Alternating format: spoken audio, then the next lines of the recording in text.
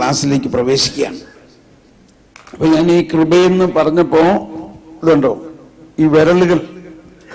അപ്പൊ കൃപയിൽ തന്നെ ഉള്ള മറ്റൊരു വെളിച്ചം, there are different ways, വ്യത്യസ്ത രീതിയിൽ കൃപ പ്രവർത്തിക്കുന്നു. കണ്ടോ, ഒന്നൊന്നായിട്ടല്ല, ഡിഫറെന്റ്. കണ്ടോ, വ്യത്യസ്ത രീതിയിൽ കൃപ പ്രവർത്തിക്കുന്നു. കൃപയുടെ പ്രവർത്തനത്തിന് ഒരുപാട് ഡിഫറെന്റ് ആക്ടിവിറ്റീസ് ഉണ്ട് അതിന്.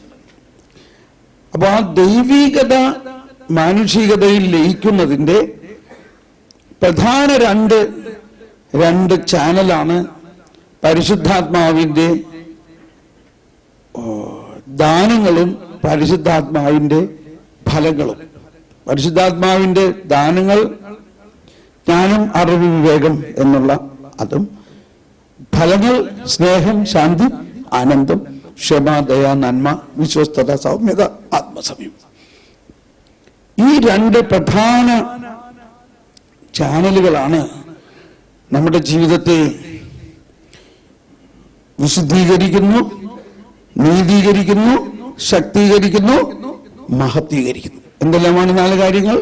വിശുദ്ധീകരിക്കുന്നു, ശക്തീകരിക്കുന്നു, നീതീകരിക്കുന്നു, മഹത്വീകരിക്കുന്നു. അതിൽ ദൈവസ്നേഹത്തെക്കുറിച്ച് നമ്മൾ ഒരുപാട് പഠിച്ചിട്ടുള്ളതാണ്. ഈ കാലഘട്ടത്തിൽ കൃപയെക്കുറിച്ച് നമ്മൾ പഠിക്കുന്നു. പരിശുദ്ധ പിതാവ് ഈ വർഷം കരുണയെക്കുറിച്ച് പരിശുദ്ധ പിതാവ് പ്രത്യേകിച്ച് ഈ വർഷം കരുണയുടെ വർഷമായിട്ട് പ്രഖ്യാപിക്കുകയും കരുണയെക്കുറിച്ചുള്ള നിരവധി പ്രബോധനങ്ങൾ നമുക്ക് നൽകുകയും ചെയ്യുന്നു. അപ്പൊ കരുണ ദൈവത്തിന്റെ തന്നെ ഒരു ഫാക്കൽറ്റിയാണ്. ദൈവത്തിന്റെ മാത്രമായ ഒരു ഇനിഷ്യേഷനാണ് കരുണ. അത് ദൈവത്തിൽ നിന്ന് കിട്ടിയാലേ മനുഷ്യന് പകരാൻ പറ്റുള്ളൂ. ഇതിനെക്കുറിച്ച് നമുക്കിനി വിശദമായിട്ട് പോകണം, അല്ലെങ്കിൽ അറിയില്ല എങ്ങനെ പോകുന്നു. ഞാൻ എന്ത് പറയണമെന്ന് ഒരു കടലാസം ഒന്നും കുറിച്ച് കൊണ്ടുവന്നിട്ടില്ല. ഞാൻ പ്രാർത്ഥിച്ചു, വെളുപ്പിനും രാത്രി എല്ലാം പ്രാർത്ഥിച്ചു. പരിശുദ്ധാത്മാവ് ഇത്രയും വളരെ കമ്മിറ്റ്മെന്റ് ആയിട്ടുള്ള ഇവർക്ക് അങ്ങ് തീർച്ചയായിട്ടും വലിയ കാര്യങ്ങൾ കൊടുക്കാൻ ആഗ്രഹിക്കുന്നു. അപ്പോൾ കർത്താവ് പറഞ്ഞു, നീ അവിടെ നിന്നാ മതി, ഞാൻ പറഞ്ഞോളാം. അപ്പൊ അങ്ങനെ ഞാൻ കർത്താവിൽ മാത്രം ആശ്രയിച്ചുകൊണ്ട് നിൽക്കുകയാണ്. ഇപ്പൊ വരുന്ന ആശയം ഇതാണ്. ഒരു വശത്ത് ദൈവത്തിന്റെ സ്നേഹത്തിന്റെ ആ ഒഴുക്ക് എന്ന് പറയുമ്പോൾ ഇത് തുള്ളിയായിട്ടല്ല ഈ കൃപ നമ്മിലേക്ക് ഒഴുകുന്നത്. നമ്മൾക്ക് ചില സിംബോളിസംസ് നമ്മളിലുണ്ട്. ആനാമ്പള്ളം തെളിക്കുന്നതിന്റെയും ഇങ്ങനെ തെളിക്കുന്നതിൻ്റെയൊക്കെ സിംബോളിസം. പക്ഷെ അങ്ങനെയല്ല.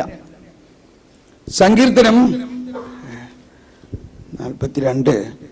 42:8 ദാഹിക്കുന്ന മാൻപേടെ എന്നുള്ള ആ സങ്കീർത്തനം, ഇത് പുസ്തകത്തിൽ കടലാസിലില്ല, പുസ്തകത്തിലുള്ളൂ. അതിലെ ഒറ്റ ഒരു വരി മാത്രം നമ്മൾ എടുക്കുകയാണ്.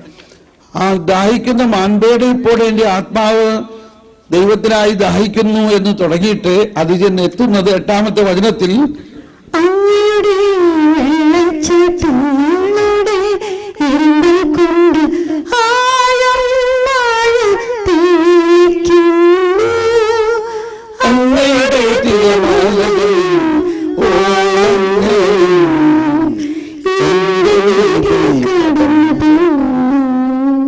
ഇത് ബൈബിളിലെ പ്രത്യേകിച്ച് സങ്കീർത്തനങ്ങളിലെ അതുപോലെ തന്നെ പുതിയ നിയമത്തിന്റെ ഒരു സ്ഥായിയായിട്ടുള്ള ഒരു കോൺസെപ്റ്റാണ്, ഒരു തത്വം.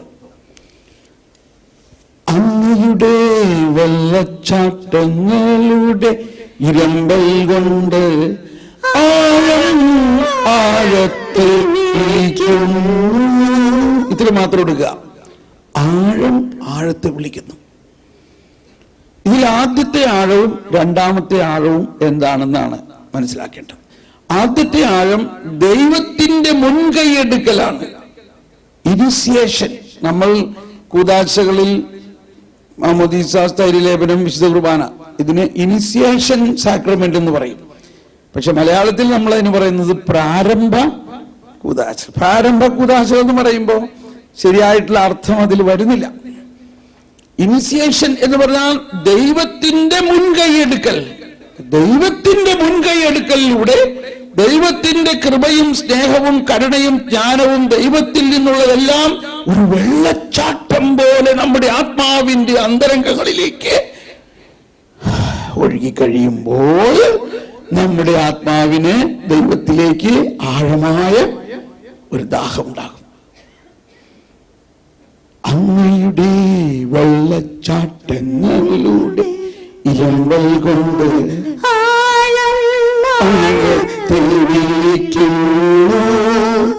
അങ്ങയുടെ തിരമാലകളും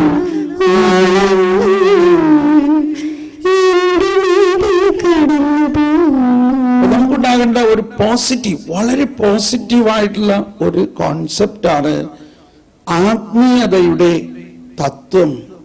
ദൈവത്തിൽ നിന്നാണ് എല്ലാം ഉത്ഭവിക്കുന്നത്, മനുഷ്യനിൽ നിന്നല്ല.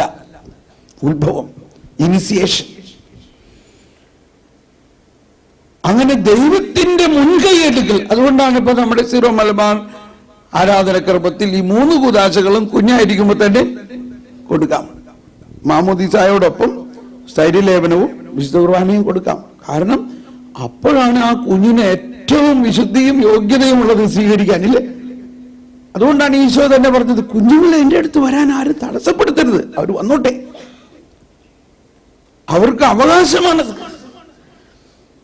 അപ്പൊ നമ്മൾ ഈ ദൈവത്തിന്റെ മുൻകൈയെടുക്കലിലൂടെ ദൈവത്തിൽ നിന്നുള്ളതെല്ലാം വെള്ളച്ചാട്ടം പോലെ നമ്മളിലേക്ക് വരുന്നു. അതാണ് ഒരാശയം. തുള്ളി തുള്ളി ആയിട്ടല്ല, ഒരു വെള്ളച്ചാട്ടം. ഇവിടെ അടുത്തൊരു ഡാം ഉണ്ടല്ലോ, എന്താ പേര്? പെരുവണ്ണാമുഴി ഡാം. നമ്മൾ ഇന്നലെ കുർബാനയ്ക്ക് പോയപ്പോ കാണിച്ചു തന്നെ. അപ്പൊ ഈ ഡാമിന്റെ ഷട്ടർ മുഴുവനാകെ തുറക്കാൻ ഉദ്ദേശിച്ചോ, എന്തായിരിക്കും വെള്ളം ഒരു കുത്തൊഴുക്ക് പോലെ ഇങ്ങനെ അങ്ങോട്ട് പോകുമ്പോ, ഇപ്പോ അതിന്റെ അവിടെ ഒരുപാട് ചെടികളും ഇതൊക്കെ ഉണ്ട്, അതൊക്കെ നിൽക്കും അവിടെ. അതെല്ലാം അടിച്ച് തകർത്ത് പോകും. വല്ല ബ്ലോക്കും ആക്കാൻ പറ്റുമോ? ഇടുക്കി ഡാമിലെ വെള്ളം തുറന്നു വിട്ടുന്ന് വിചാരിച്ചു, അതിന് എന്തെങ്കിലും ഒരു ബ്ലോക്ക്, ആ വാക്കിന് അവിടെ പ്രസക്തി ഉണ്ടോ? ഇപ്പൊ ഞാൻ പറഞ്ഞു വരുന്നത്, നമ്മൾ ഈ ദൈവത്തിന്റെ അത്ഭുതകരമായ ശക്തിയുടെ മുൻപിൽ ഒരു ബ്ലോക്കും നിൽക്കില്ല. നമ്മൾ പറയാറുണ്ട്, നീ ഇങ്ങനെയൊക്കെ ചെയ്യുകയാണെങ്കിൽ കൃപയ്ക്ക് ബ്ലോക്കാവുന്നു. കൃപ എങ്ങനെയാ നമ്മിലേക്ക് ഒഴുകുന്നത്? വെള്ളച്ചാട്ടം പോലെ ഒഴുകുമ്പോൾ എന്തെങ്കിലും ഏതെങ്കിലും ശക്തിക്ക് അതിനെ ബ്ലോക്കാക്കാൻ പറ്റുമോ? ഒരിക്കലും പറ്റില്ല. ബ്ലോക്ക് എന്നുള്ള വാക്ക് ഇനി നമ്മുടെ ജീവിതത്തിൽ ഉണ്ടാകരുത്, നമ്മുടെ ഡിക്ഷണറിയിൽ അത് ഉണ്ടാകരുത്. സാവധാനം നമ്മൾ പഠിക്കാം കേട്ടോ പുതിയ കാര്യങ്ങൾ. നമ്മൾ പലരും പെടുത്തേ അവിടെയൊക്കെ പോയി കഴിഞ്ഞാൽ സംഭവം ആകെ ബ്ലോക്കാവും. അവിടെയൊക്കെ പോയാൽ പിശാചൊക്കെ നിന്റെ മേലെ കയറി പിടിച്ച് പിന്നെ ബ്ലോക്കാവും. ബ്ലോക്ക് എന്ന് പറഞ്ഞൊന്നില്ല. കാരണം നമ്മുടെ ഉള്ളിലേക്ക് ഒഴുകുന്നത് ദൈവത്തിന്റെ മുൻകൈയെടുക്കലിലൂടെ എങ്ങനെയാണ് ഒഴുകുന്നത്? വെള്ളച്ചാട്ടം പോലെ. ആഴത്തെ. അപ്പൊ നമ്മൾക്കുണ്ടാകേണ്ട ഒരു കോൺസെപ്റ്റാണിത്. ദൈവം സർവാധിപനാം കർത്താവ്, ഇതൊക്കെ നമ്മൾ പാടും. പക്ഷെ വിശ്വസിക്കൂ, ഈ സർവാധിപനായ കർത്താവ് തന്റെ കൃപ വെള്ളച്ചാട്ടം പോലെ നമ്മിലേക്ക് ഒഴുക്കി കഴിഞ്ഞിരിക്കുന്നു. ഇറ്റ്സ് ഓൾറെഡി എന്നാണ്. അതുകൊണ്ടാണ് തിയോളജിയൻസ് എല്ലാം പറയുന്ന ഒരു പദമാണ് already but not yet. Already ദൈവം ഇത് ഒഴുക്കിയിട്ടുണ്ടെങ്കിലും നമ്മൾ അതിലേക്ക് നോട്ട് യെറ്റ്, നമ്മൾ ആ നോട്ട് യെറ്റ് കണ്ടീഷനിലാണ് ഇപ്പോ. ഇത് ഓൾറെഡി ദൈവം ഒഴുക്കിയിരിക്കുന്നു. പക്ഷെ നമ്മൾ ഇങ്ങനെ ഓരോരോ ധ്യാനങ്ങളിലും നമ്മളിങ്ങനെ ഉയരുകയാണ്. അപ്പൊ അതിന്റെ പൂർണ്ണതയിലേക്കുള്ള ഉയർച്ചയ്ക്ക് മനസ്സിലാക്കേണ്ട ഒരു തത്വം, വെള്ളച്ചാട്ടം പോലെയാണ് ദൈവത്തിന്റെ കൃപാവരങ്ങളെല്ലാം നമ്മളിലേക്ക് വരുന്നതെന്നും അതിനെ തടസ്സപ്പെടുത്താൻ നമ്മളിലുള്ള തിന്മയ്ക്കോ ലോകത്തിലുള്ള തിന്മയ്ക്കോ ഒന്നും സാധ്യമല്ല. ഇത് നമ്മൾ വിശ്വസിച്ചാൽ മതി. വിശ്വസിക്കുന്നില്ലെങ്കിൽ അത് ബ്ലോക്കാണ്. അപ്പൊ എന്താണ് ബ്ലോക്ക്? നമ്മുടെ വിശ്വാസക്കുറവാണ്. ദൈവത്തിന്റെ ഈ അനന്തമായ സർവാധിപ ശക്തി നമ്മളിലേക്ക് ഒഴുകിക്കൊണ്ടിരിക്കുന്നു എന്നുള്ള വിശ്വാസം ഇല്ലെങ്കിൽ നമ്മൾ ബലഹീനനും പാപിയും നമ്മളെല്ലാം ബ്ലോക്കിലായിരിക്കും. ആ വിശ്വാസവും അതിൻ്റെ അനുഭവവുമാണ്. അനുഭവിക്കണമെങ്കിൽ നമ്മളിത് വിശ്വസിക്കണം. അപ്പൊ ഇതൊരു പൊതു തത്വമാണ്. സങ്കീർത്തനം 18 ആരംഭത്തിൽ പറയുന്ന 2 വരികളൊന്ന് പാടാം. അത് കടലാസിലില്ല. സങ്കീർത്തനം 18. കർത്താവേ എന്റെ ശക്തിയുടെ ഉറവിടമേ, ഞാൻ അങ്ങയെ സ്നേഹിക്കുന്നു, ഞാൻ അങ്ങയെ സ്നേഹിക്കുന്നു. അങ്ങയുടെ രക്ഷാശിലയും കോട്ടയും വിമോചകനും, എനിക്ക് അഭയം തരുന്ന പാറയും എന്റെ പരിചയം, രക്ഷാശൃംഖലയും അഭയകേന്ദ്രവും. ഇതിൽ വേറെ എന്തെങ്കിലും വാക്കുകൾ ഉണ്ടോ വിശേഷിപ്പിക്കാൻ? ദൈവത്തിന്റെ ആ രക്ഷാകര ശക്തി നമ്മളിലേക്ക് ഒഴുകുന്നത് ഒന്നുകൂടി പഠിക്കോ? എല്ലാവരും ഏറ്റുപാടാനൊന്ന് ശ്രമിച്ചേ. കർത്താവേ എന്റെ ശക്തിയുടെ ഉറവിടമേ, ഞാൻ അങ്ങയെ സ്നേഹിക്കുന്നു, ഞാൻ അങ്ങയെ സ്നേഹിക്കുന്നു. അങ്ങയുടെ രക്ഷാശിലയും കോട്ടയും വിമോചകനും, എനിക്ക് അഭയം തരുന്ന പാറയും എന്റെ പരിചയം, രക്ഷാശൃംഖലയും അഭയകേന്ദ്രവും. ഇനി ലോകത്തിലുള്ളതും ലൗകികമായതും തിന്മയും എല്ലാം ഈ പർവ്വതം പോലെ ഉയർന്ന ദൈവത്തിന്റെ, നമ്മൾ 57 സങ്കീർത്തനത്തിൽ പാടും, അവിടുത്തെ കാരുണ്യം, അവിടുത്തെ മഹത്വം ആകാശത്തിനേക്കാൾ ഉയർന്നു നിൽക്കുന്നു. പല വിശുദ്ധന്മാരും പറയാറുള്ളത് ഇത് തന്നെയാണ്. കൃപ ആകാശം പോലെ ഉയർന്നു നിൽക്കുന്നുവെങ്കിൽ മനുഷ്യന്റെ ബലഹീനതകളും അവന്റെ പാപവും ആ മല പോലെ ഉയർന്നു നിൽക്കുന്ന അതിന്റെ താഴ്വാരത്തിലെ വെറും മണൽത്തരി പോലെയാണ്. അത്രയ്ക്ക് വ്യത്യാസമുണ്ട്.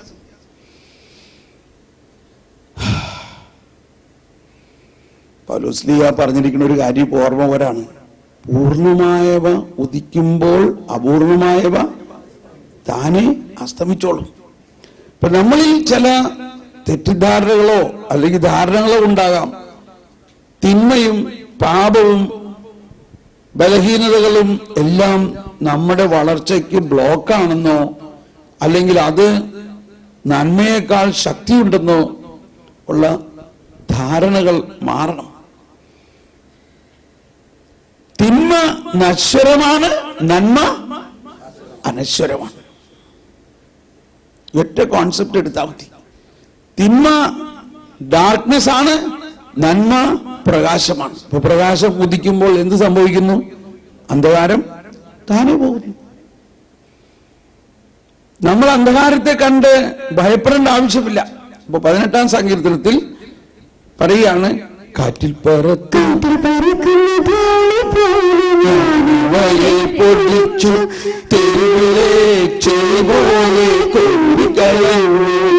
വചനത്തിലെ കാറ്റിൽ പറത്തുന്ന ധൂളി പോലെ എന്ന് പറഞ്ഞാൽ അത് നൈമിഷികമാണ്, നശ്വരമാണ്. അത് അനശ്വരതയില്ല, അത് മണ്ണിന്റെ പ്രവർത്തനമാണ്. കാറ്റിൽ പറത്തുന്ന ധൂളി പോലെ ഞാനവയെ പൊടിച്ചു തെരുവിലെ ചെളി പോലെ കോരിക്കളഞ്ഞു. ഓക്കെ, എത്രയാ നമ്പർ? 42 ഒന്ന് റെഫറൻസ് എഴുതി വെച്ചോടെങ്കിലും. ഇനി അതിനു മുമ്പ് ദൈവപിതാവിന്റെ വാത്സല്യത്തെ കുറിച്ച് അവിടെ പറയുന്നുണ്ട്. ദൈവം പിതാവ്, നമ്മൾ ദൈവ മക്കളാണെങ്കിൽ പിതാവിന്റെ കയ്യിൽ നമുക്ക് എന്താ കിട്ടുക? അവിടുത്തെ വാത്സല്യമാണ്. 35 വചനത്തിൽ പറയുന്നു, 18 സങ്കീർത്തനം 18:35,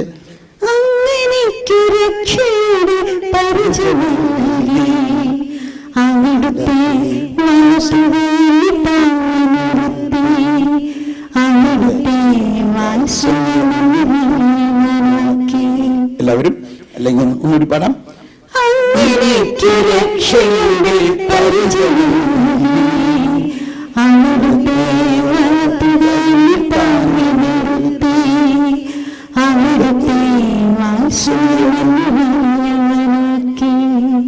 വാക്ക് അധികം കേട്ടിട്ടില്ലെന്ന് തോന്നണേ. എന്താ? വാത്സല്യം. വാത്സല്യം മനസ്സിലാവുന്നുണ്ടോ? ദൈവം ഒരു വാത്സല്യമുള്ള പിതാവാണ്. ഇതാണ് നമ്മളുടെ കരുണ, വാത്സല്യം. കരുണയും വാത്സല്യവും നമ്മളിലേക്ക് ഇങ്ങനെ ദൈവത്തിന്റെ മാത്രമുള്ള ഒരു കഴിവാണത്. ഇപ്പൊ നമ്മൾക്കും ഒരുപക്ഷെ നമ്മുടെ മാതാപിതാക്കള് നമ്മളെ വാത്സല്യത്തോടെ വാരിപ്പുണർന്നതൊക്കെ നമുക്ക് ഓർമ്മയുണ്ടാകാം. നമ്മളും അതുപോലെ നമ്മുടെ മക്കളോടും നമ്മുടെ ജീവിത പങ്കാളിയോടും ഈ വാത്സല്യം, നമ്മുടെ ജീവിതത്തിൽ ഈ വാത്സല്യം ഉണ്ടാകണം. അതാണ് ആ ദൈവീക സ്വഭാവം, കൃപയുടെ ഒരു പ്രവർത്തനം. ഇതെല്ലാം നമുക്ക് കിട്ടിയിട്ടുണ്ട്. പക്ഷേ അവിടേക്ക് ഇപ്പോൾ പോകണ്ട, ഞാൻ സാവധാനം പടിപടിയായിട്ട് കൊണ്ടുവരാം. എന്തുകൊണ്ട് അത് നമ്മൾക്ക് അനുഭവമാകുന്നില്ല എന്നുള്ളതാണ്. ഇനി അടുത്തത്, ഈ 2 ചാനൽ നമ്മൾ പറഞ്ഞു. ഒന്ന് ദൈവത്തിന്റെ സ്നേഹം, ദയ, കരുണ, വാത്സല്യത്തിന്റെ ആ ആത്മാവിന്റെ ഫലങ്ങളുടെ ചാനൽ. മറ്റൊന്ന് ജ്ഞാനം, അറിവ്, വിവേകം, ബുദ്ധി, ആത്മധൈര്യം, ദൈവഭയം. ഇതാണ് വാസ്തവത്തിൽ ഇത് രണ്ടും പരസ്പര പൂരകങ്ങളാണ്. ഇപ്പൊ നമ്മളോടൊരാൾ ദേഷ്യപ്പെട്ടു, അപ്പൊ നമ്മൾ പറയണം അവൻ അങ്ങനെ വിട്ടാൽ പോരാ, അവൻ അങ്ങോട്ട് പറയണം എന്നുള്ളത് നമ്മളെ സംബന്ധിച്ച്, അവൻ നമ്മളെ വഴക്ക് പറഞ്ഞതുകൊണ്ട് നമ്മളൊക്കെ പറഞ്ഞില്ലെങ്കിൽ അത് നമ്മളെ സംബന്ധിച്ച് ഒരു ബലഹീനതയാണെന്ന് നമ്മൾ വിചാരിക്കണേ. ചിലപ്പോ വേറെ ആരെങ്കിലും ചോദിക്കുകയും ചെയ്തു, നീ അത് പറഞ്ഞു കേട്ടിട്ടൊന്നും മിണ്ടാതെ പോകുന്ന എന്താ, അങ്ങനെ പറഞ്ഞു കൊടുക്കണമായിരുന്നില്ലടാ. അപ്പൊ നമ്മൾ കുറച്ചും കൂടി പറയേണ്ടതായിരുന്നു. പക്ഷേ ജ്ഞാനം എന്താ? ജ്ഞാനം ഇതാണ്, ഇപ്പൊ ഒന്നും മിണ്ടണ്ട, പിന്നെ അവന്റെ മൂഡ് മാറിക്കഴിയുമ്പോൾ ഒന്ന് പറഞ്ഞ് മനസ്സിലാക്കാം. ഇതിനെന്താ പറയാ? ജ്ഞാനം. അങ്ങനെയാ. ഒരാൾ നമ്മളെ വഴക്ക് പറഞ്ഞു, ഉടനെ അവനേക്കാൾ ശക്തമായിട്ട് നമ്മൾ കണ്ടു പറഞ്ഞെന്ന് വിചാരിച്ചുകൊണ്ട് അതിൽ വലിയൊരു കഴിവൊന്നുമില്ല. അത് ജ്ഞാനമല്ല. ജ്ഞാനം എന്ന് പറയുന്നത് ഈ ദൈവത്തിന്റെ ആ വാത്സല്യവും പ്രസാദപരവും കൃത്യസമയത്ത് നമ്മളിൽ പ്രവർത്തിക്കുന്ന ഒരു തീരുമാനം ആ സമയത്ത് എടുക്കണം. ആ സമയത്ത് ചിലപ്പോ നമ്മൾ ദേഷ്യം വരുമ്പോ പെട്ടെന്ന് എന്തൊക്കെ അങ്ങ് ചെയ്തു പോകും. അത് കഴിഞ്ഞപ്പോഴാണ് അത് പറയേണ്ടില്ലായിരുന്നു, അങ്ങനെ ചെയ്യേണ്ടിയില്ലായിരുന്നു. പക്ഷെ അത് ആ സമയത്ത് തോന്നുന്നില്ല. ആ സമയത്ത് തോന്നില്ല, ഇല്ലേ? അത് പ്രാക്ടിക്കൽ കാര്യമാണ്. ആ സമയത്ത് അത് തോന്നുന്നതിനാണ് അത് ജ്ഞാനമാണ്.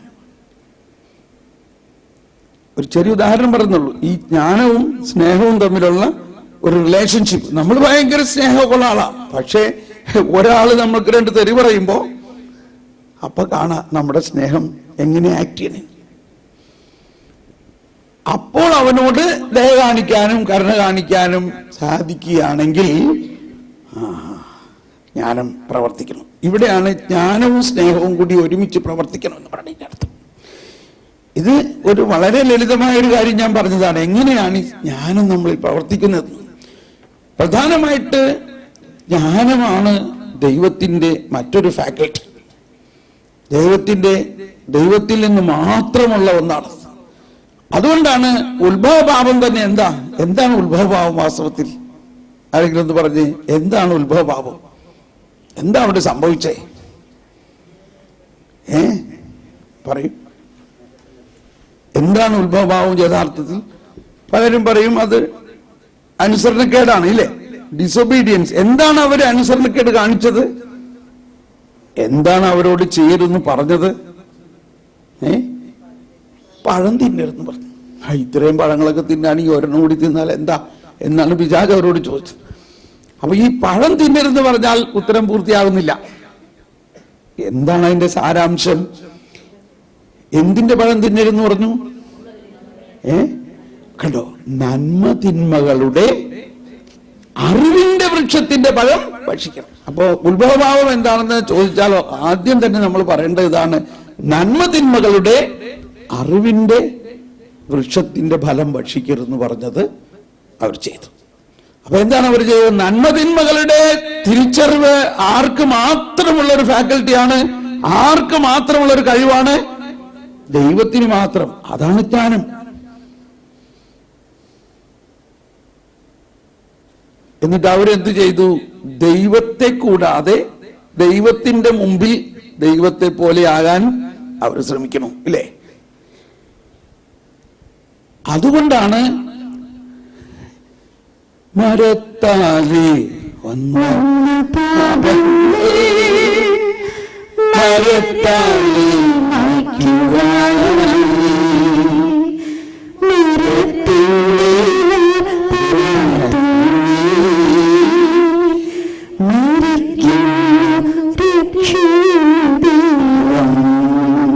ശരിയാണ് ഉപയോഗിച്ചല്ലേ നമ്മൾ പാടിയത്. അപ്പൊ മരത്താൽ വന്ന പാപം മരത്താൽ മായ്ക്ക, ഇതൊക്കെ നമ്മൾ പാടിയിട്ടുണ്ട്. അപ്പൊ എന്താണ് ആ മരം? നന്മ തിന്മകളുടെ തിരിച്ചറിവ്. അതൊരു ജ്ഞാനമാണ്. ആ ജ്ഞാനം മനുഷ്യന് സ്വയം സാധ്യമല്ല, ഒരിക്കലും സാധ്യമല്ല. ഇപ്പൊ പെട്ടെന്ന് പറയുകയാണെങ്കിൽ നമ്മുടെ ജീവിതത്തിൽ നാളെ എന്ത് നടക്കുമെന്ന് നമുക്കറിയോ? ഇല്ല. 10 വർഷം കഴിഞ്ഞിട്ട് എന്ത് നടക്കും നമുക്കറിയോ? നമുക്കറിയില്ല. കാരണം അത് നമുക്കറിയാൻ ദൈവം വിട്ടുകൊടുത്തിട്ടില്ല. എന്നാൽ ദൈവത്തിനറിയോ? ദൈവത്തിനറിയാം. അപ്പോ നമ്മൾ എന്താ ചെയ്യേണ്ടത്? നമ്മൾ ദൈവവുമായിട്ടുള്ള സബ്മിഷൻ, ദൈവവുമായിട്ടുള്ള ഐക്യത്തിൽ അങ്ങ് ജീവിച്ചാൽ മതി. ദൈവവുമായിട്ടുള്ള ഐക്യത്തിൽ ജീവിച്ചാൽ മതി. ദൈവം ഓരോ സമയത്തും ഇപ്പൊ എന്ത് ചെയ്യണം, എന്ത് പറയണം എന്നുള്ളത് ദൈവത്തിന്റെ ജ്ഞാനം നമുക്കിങ്ങനെ തന്നുകൊണ്ടിരിക്കും. അങ്ങനെ ഒരു സംവിധാനമാണ് കർത്താവ് ഈശോ മിശിഹായിലൂടെ നമ്മൾക്ക് വന്നിരിക്കുന്നത്. ഇപ്പോ ജ്ഞാനസ്നാനത്തിലൂടെ ഈ യേശു, കർത്താവായ യേശുവിനെ നമ്മളെ വീണ്ടെടുത്തവനായി, അതായത് ആദവും ഹവ്വയും ചെയ്തു പോയ ആ തിന്മയിൽ നിന്ന് നമ്മളെ വീണ്ടെടുത്തുകൊണ്ട് അവരുടെ ആ ഒറിജിനൽ സിൻ എന്ന് പറയുന്നത് മറ്റൊരു വാക്ക് ഞാൻ ഇവിടെ ഉപയോഗിക്കുകയാണ്, ഒറിജിനൽ ഇന്നസെൻസിന് വിരുദ്ധമായിട്ട്. അവർ ഒറിജിനൽ ഇന്നസെൻസ് ഉണ്ടായിരുന്നു, അവർക്ക് വളരെ വിശുദ്ധി ഉണ്ടായിരുന്നു. എന്നാൽ അതേ സമയത്ത് അവരിൽ ഒരു ഒറിജിനൽ ഇഗ്നറൻസ് ഉണ്ടായിരുന്നു. ഒറിജിനൽ ഇഗ്നറൻസ്, അതായത് ആ അജ്ഞത. ഇഗ്നറൻസ് എന്ന് പറഞ്ഞാൽ ഇല്ലേ, അജ്ഞത. അവരിൽ ഒരു അജ്ഞത ഉണ്ടായിരുന്നു. ആ അജ്ഞത എന്താണെന്ന് മനസ്സിലാവുന്ന അവരെ കുറ്റപ്പെടുത്താനല്ല, നമുക്ക് അല്പം മനസ്സിലാവും അത് ഇങ്ങനെ മനസ്സിലാക്കുകയാണെങ്കിൽ. പിശാച് വന്നിട്ട് അവരോട് പറഞ്ഞു, ഈ ഫലം ഭക്ഷിക്കുകയാണെങ്കിൽ നിങ്ങൾ ദൈവത്തെ പോലെയാകും. അവരത് വിശ്വസിച്ചു. അപ്പൊ അവിടെ എന്തായിരുന്നു അവരുടെ അജ്ഞത?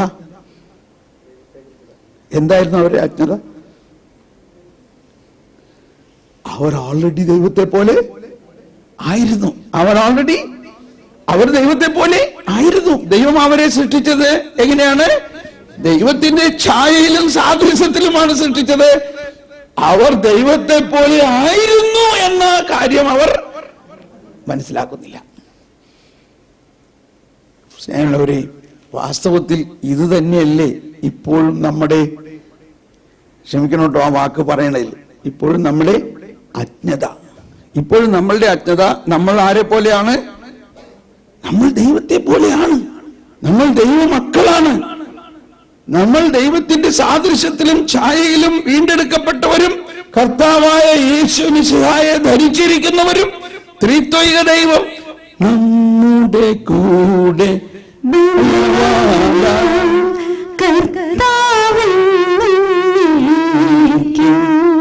രാജാവാം ദൈവം നമ്മോട് തന്നെ യാക്കോബിൻ ദൈവം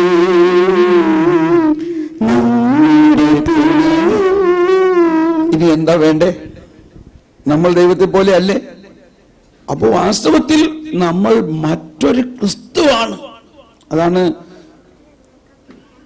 ഗലാത്യ ലേഖനത്തിൽ 3-ാം അധ്യായത്തിൽ 27 പറയുന്നത്. ജ്ഞാനസ്നാനത്തിലൂടെ നമ്മൾ ക്രിസ്തുവിനെ ധരിച്ചിരിക്കുന്നു. All you have been baptized into Christ have put on Christ. Have put on Christ. അപ്പൊ നമ്മൾ ദൈവത്തെ പോലെ ആണെങ്കിലും നമ്മളിപ്പോഴും ക്ഷമിക്കണം, ഒരു അജ്ഞതയിലാണ്. അജ്ഞത എങ്ങനെ അകറ്റുക? അജ്ഞത അകറ്റാൻ എന്ത് വേണം? ജ്ഞാനം വേണം. ആ ജ്ഞാനമാണ് യേശുക്രിസ്തുവിലൂടെ, ജ്ഞാനസ്നാനത്തിലൂടെ നമുക്ക് നൽകിയിരിക്കുന്നത്. ജ്ഞാനസ്നാനത്തിലൂടെ ഈ ജ്ഞാനം നമ്മളിൽ നൽകിയിട്ടുണ്ടെങ്കിലും നമ്മൾ ജ്ഞാനസ്നാനം ഒരു ബാഹ്യമായ ഒരാഘോഷമായിട്ട് ചിരി കള്ളുകൂടി പാർട്ടിയുമൊക്കെ ആയി. ഇപ്പൊ നമ്മൾ ഒരു ജ്ഞാനസ്നാനത്തിന് ഒരാൾ ക്ഷണിക്കുകയാണെങ്കിൽ സാധാരണ മലയാളി കത്തോലിക്കൻ എന്ത് ചോദിക്കും? ആദ്യം എന്ത് ബോട്ടിലാണ് ഉള്ളത്? ഫോറിനിൽ നിന്ന് വരുന്ന ആൾക്കാരാണെങ്കിൽ നാച്ചുറലായിട്ട് എന്ത് കൊണ്ടുവന്നിരിക്കണം? ഫോറിൻ ലിക്കർ ഇല്ലാണ്ട് ജ്ഞാനസ്നാനം നടക്കും. ഇങ്ങനെയുള്ള ചില ബാഹ്യ ആഘോഷങ്ങളിൽ അതിൻ്റെ വിസ്മരണീയമായ ആന്തരിക മൂല്യങ്ങളെ നമ്മൾ വിട്ടുപോകുന്നു. എന്താണ് അവിടെ സംഭവിക്കുന്നതെന്നോ ഒന്നും ശരിക്കും നമുക്ക് മനസ്സിലാവുന്നില്ല, അല്ലെങ്കിൽ അത് അവതരിപ്പിക്കപ്പെടുന്നില്ല.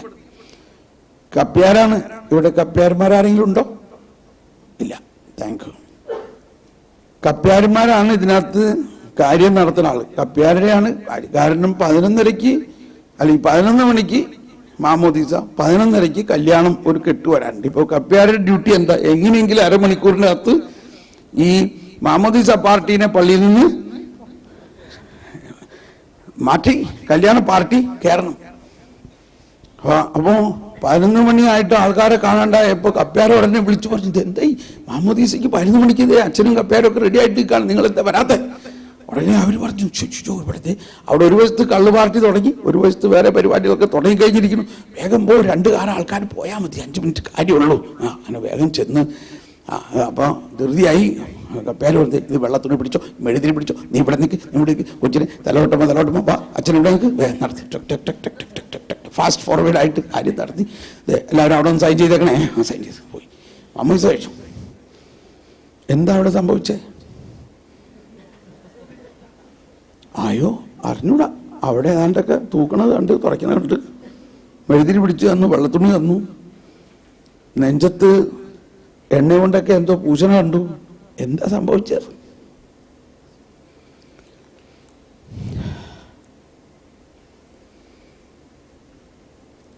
പണ്ട് ഇസ്രായേൽ ജനം ഈജിപ്തിൽ നിന്ന് പോകുന്ന സമയത്ത് പറഞ്ഞു, എൻ്റെ മക്കളെ, ഇസ്രായേൽ ജനമേ, നിങ്ങൾ ഇന്ന് നിങ്ങളുടെ കടന്നുപോകലാണ്. 400 സംവത്സരത്തിന് അടിമത്വത്തിൽ നിന്നും ഒറ്റ രാത്രി കൊണ്ട് നിങ്ങൾ കടന്നുപോകും. നിങ്ങൾ ചെയ്യേണ്ട ഒരു കാര്യം, എല്ലാ ഇസ്രായേൽ ഭവനങ്ങളും കുഞ്ഞാടിനെ ബലിയർപ്പിച്ചുകൊണ്ട് കുഞ്ഞാടിന്റെ രക്തം നിങ്ങളുടെ കട്ടളപ്പടികളിൽ പൂശണം, അഥവാ മുദ്ര കുത്തണം. കുഞ്ഞാടിന്റെ രക്തം പുരണ്ട കട്ടളപ്പടികളിൽ സംഹാരദൂതൻ പ്രവേശിക്കുകയില്ല. Praise the lord. സംഹാരദൂതൻ അന്ന് രാത്രി ഈജിപ്തിലൂടെ നടന്നു. കുഞ്ഞാടിന്റെ രക്തം പുരണ്ട കട്ടളപ്പടികളിൽ സംഹാരദൂതൻ പ്രവേശിച്ചില്ല. എന്നാൽ ഈജിപ്തുകാരുടെ ഭവനങ്ങളിൽ പ്രവേശിച്ച് അവരെ സംഹരിച്ചു. ഇത് വരാനിരിക്കുന്ന ദിവ്യ കുഞ്ഞാടിന്റെ ഒരു മുൻ ആസ്വാദനം മാത്രമായിരുന്നുവെങ്കിൽ ഇന്ന് കർത്താവ് ജീവൻ രക്തമൊഴുക്കിക്കൊണ്ട് നമുക്ക് വേണ്ടി ബലിയർപ്പിച്ചതിന് ശേഷം ആ ദിവ്യ കുഞ്ഞാടിന്റെ രക്തം നമ്മുടെ കട്ടളപ്പടികളിൽ മുദ്ര കുത്തിയിട്ടുണ്ടെങ്കിൽ ഈ കട്ടളപ്പടിയുടെ അകത്ത്, ഈ ഹൃദയത്തിന്റെ അകത്ത് ഏത് പിശാച് കടന്നു വരും? വരുമോ? വരാൻ പറ്റുമോ? ഒരു സംഹാരത്തിനും പറ്റില്ല. പക്ഷേ ഇത് വിശ്വസിക്കണം. മാമോദീസായിലൂടെ ദൈവത്തിന്റെ മുദ്ര നമ്മൾ വിശുദ്ധ കുർബാനയിൽ പ്രാർത്ഥിക്കുന്നുണ്ട്, പറയുന്നുണ്ട് പല പ്രാവശ്യം. ജീവന്റെ അടയാളത്താൽ മുദ്ര കുത്തപ്പെട്ടവർ ഭയഭക്തിയോട് ദിവ്യരഹസ്യങ്ങളിൽ പങ്കുചേരുവിൻ. ജീവന്റെ അടയാളത്താൽ മുദ്ര കുത്തപ്പെട്ടവർ. അപ്പൊ ഈ മുദ്രയിലൂടെ നമ്മുടെ ആത്മാവിൽ നൽകിയിരിക്കുന്നത് വീണ്ടെടുപ്പിന്റെ ഒരു മുദ്രയാണ്. ദൈവത്തിന്റെ ജ്ഞാനത്തിന്റെ മുദ്രയാണ്. ദൈവത്തിന്റെ ജ്ഞാനം നമ്മിലേക്ക് വെള്ളച്ചാട്ടം പോലെ തുറന്നു വിട്ടിരിക്കുന്നുവെങ്കിലും ആ സമ്മാനപ്പെട്ടി, ക്ഷമിക്കണം ഞാൻ ഇങ്ങനെയൊക്കെ പറയുന്നില്ല, അതിപ്പോഴും നമ്മൾ തുറന്നിട്ടില്ല. മുട്ടുവിൻ തുറക്കപ്പെടും എന്ന് ഈശോ പറയുന്നത് ഈശോയുടെ വരവിലൂടെ ഈശോയിൽ വിശ്വസിക്കുന്നവർക്കും സ്നാനം സ്വീകരിച്ചവർക്കും നൽകിയിരിക്കുന്ന നിരവധി സമ്മാനങ്ങൾ ഉണ്ട്. ഗിഫ്റ്റ്സ്. ആ സമ്മാനം എന്നുള്ള വാക്ക് നമ്മൾക്ക് സമ്മാനം കിട്ടാറുണ്ടല്ലോ. നമ്മൾ വിവാഹ വാർഷികത്തിന് അല്ലെങ്കിൽ ബർത്ത്ഡേക്ക് സമ്മാനം കിട്ടുന്നു. വലിയ പെട്ടിയിൽ സമ്മാനങ്ങൾ വരുന്നു. ചിലപ്പോൾ നമ്മൾ തിരക്കാവുമ്പോൾ സമ്മാനം തുറന്നു നോക്കാൻ പോലും സമയമില്ല.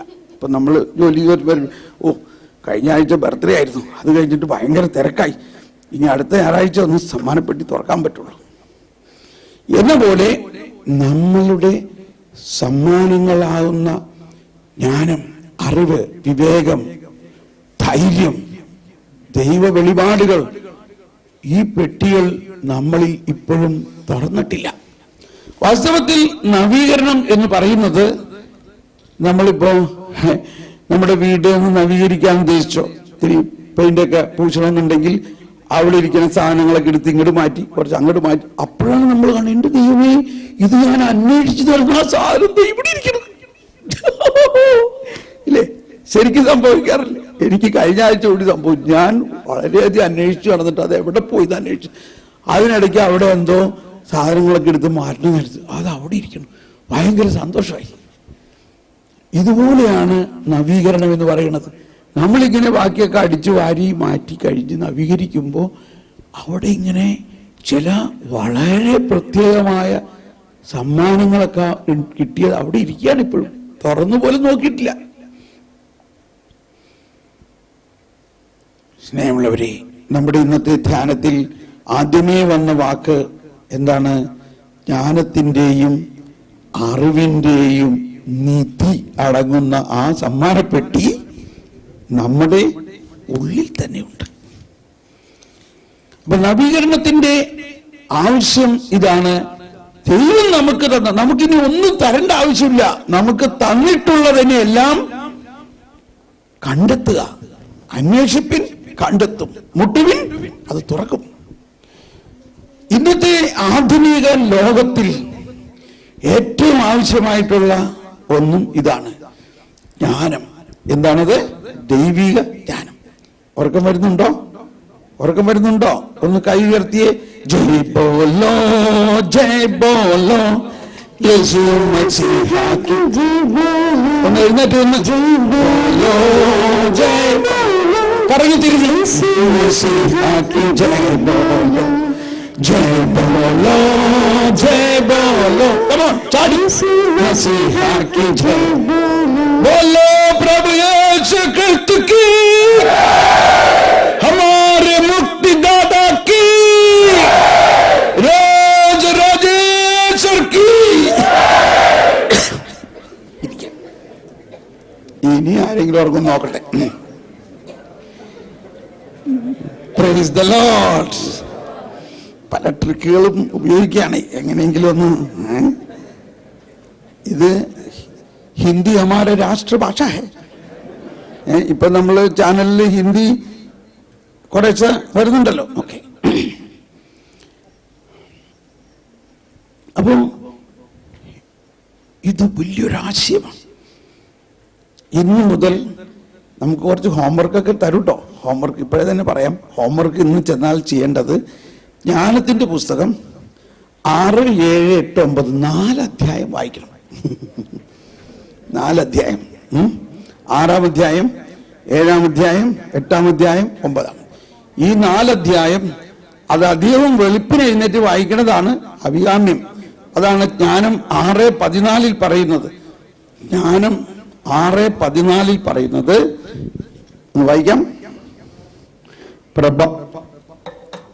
പ്രഭാതത്തിൽ ഉണർന്ന്, ഒന്നെല്ലാവരും തുറന്ന് വായിച്ചേ.